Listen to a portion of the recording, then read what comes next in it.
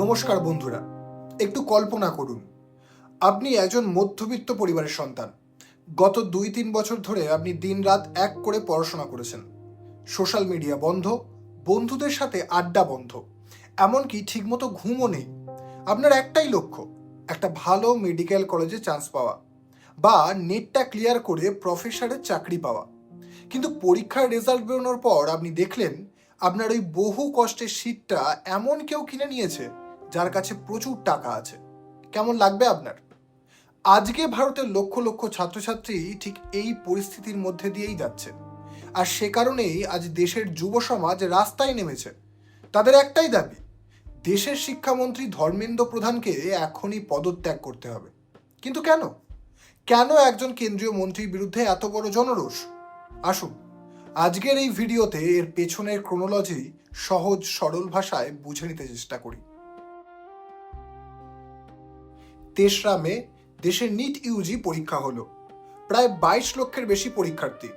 কিন্তু পরীক্ষার পরেই খবর আসতে শুরু করলো যে 15 থেকে 30 দিন আগেই নাকি রাজস্থানের বিভিন্ন কোচিং সেন্টারের হোয়াটসঅ্যাপ গ্রুপে একটা গেস পেপার ঘুরছিল। আর চমকে দেওয়ার মতো বিষয় হলো, কেমিস্ট্রি এবং বায়োলজির প্রায় 120টা প্রশ্ন ওই গেস পেপারের সাথে হুবহু মিলে যায়। রাজস্থানের স্পেশাল অপারেশন গ্রুপ বা এসওজি তদন্তে নামে।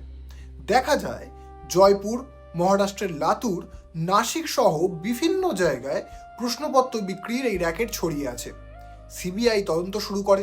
শেষমেশ প্রবল চাপের মুখে পড়ে 12ই মে এনটিএ বাধ্য হলো পুরো পরীক্ষাটাকেই বাতিল করতে। একটু ভাবুন, যে 22 লক্ষ ছাত্রছাত্রী ডাক্তার হওয়ার স্বপ্ন নিয়ে দিনের পর দিন না ঘুমিয়ে পড়াশোনা করেছে, তাদের ভবিষ্যৎ নিয়েই ছেলেখেলা কে করলো? পুনরায় পরীক্ষা নেওয়ার কথা বলা হয়েছে ঠিকই, কিন্তু যে মানসিক ট্রমার মধ্যে দিয়ে ওই ছাত্রছাত্রীরা যাচ্ছে, তার ক্ষতিপূরণের দায় কে নেবে? আপনারা হয়তো ভাবছেন শুধু প্রবেশিকা পরীক্ষাতেই এই সমস্যা, কিন্তু না বন্ধুরা, দেশের সবচেয়ে বড় বোর্ড সিবিএসইর অবস্থাও ভয়াবহ।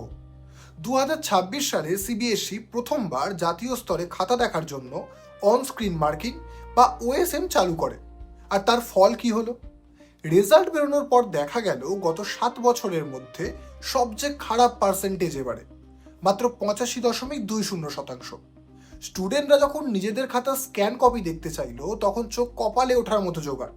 খাতার পাতা অস্পষ্ট, পড়া যাচ্ছে না, অথচ তার ওপরেই লাল টিক মেরে নম্বর দেওয়া হয়েছে। কারো আবার অন্য স্টুডেন্টের হাতের লেখার খাতা নিজের নামে আপলোড হয়ে আছে। আর শুধু তাই নয়, প্রশ্নপত্রের ক্ষেত্রেও বিশাল বৈষম্য।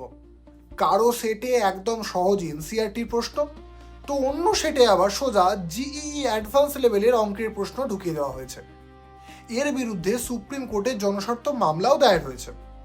আর যখন ছাত্ররা রিইভ্যালুয়েশনের জন্য আবেদন করতে গেল, তখন সিবিএসইর পোর্টালই ক্র্যাশ হয়ে পড়ল। এর ঠিক পরেই এলো 30শে মে 2026, সিইউইটি পরীক্ষার দিন। কলেজ বিশ্ববিদ্যালয়ে ভর্তির এই পরীক্ষা দিতে সকাল 9টায় পরীক্ষার্থীরা সেন্টারে ঢুকলো, কিন্তু পরীক্ষা শুরু হলো না। ঘন্টার পর ঘন্টা পড়ুয়ারা কম্পিউটারের সামনে বসে থাকলো। শেষ পর্যন্ত বেলা 11:30টার পর পরীক্ষা শুরু হলো। পরিস্থিতি সামাল দিতে বিকেলের শিফট পিছিয়ে বিকেল 4টে করতে হলো। এনটিএ সাফাই হিসাবে বলল এটা নাকি তাদের টেকনিক্যাল পার্টনারের টেকনিক্যাল গ্লিচ। বারবার সেই একই অজুহাত, কখনো পেপার লিক, কখনো টেকনিক্যাল গ্লিচ, তো কখনো আবার সার্ভার ডাউন। বন্ধুরা, এবার মূল পয়েন্টে আসি, কেন শিক্ষামন্ত্রী পদত্যাগ চাওয়া হচ্ছে।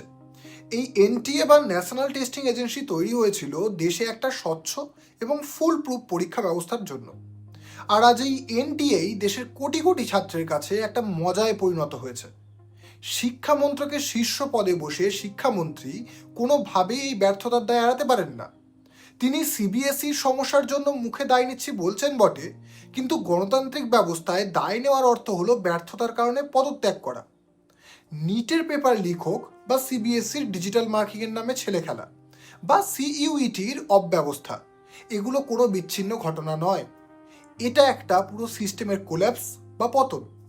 স্টুডেন্টরা বলছেন যে মন্ত্রী তার দপ্তরের অধীনস্থ সংস্থাগুলোকে ঠিকমতো চালাতেই পারেন না, পরীক্ষাগুলোকে দুর্নীতিমুক্ত রাখতে পারেন না, তার ওই চেয়ারে বসে থাকার কোনো নৈতিক অধিকারই নেই।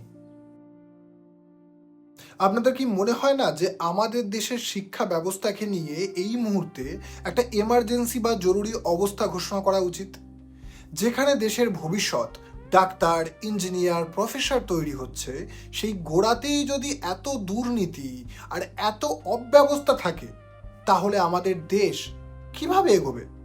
আপনাদের কি মতামত? ভারতবর্ষের শিক্ষামন্ত্রী কি সত্যিই পদত্যাগ করা উচিত? নিচে কমেন্ট করে অবশ্যই জানাবেন। আর এই ভিডিওটা সব স্টুডেন্ট এবং তাদের বাবা মায়ের সাথে শেয়ার করুন, যাতে আমরা সবাই মিলে দুর্নীতিমুক্ত ভারতবর্ষ করতে পারি।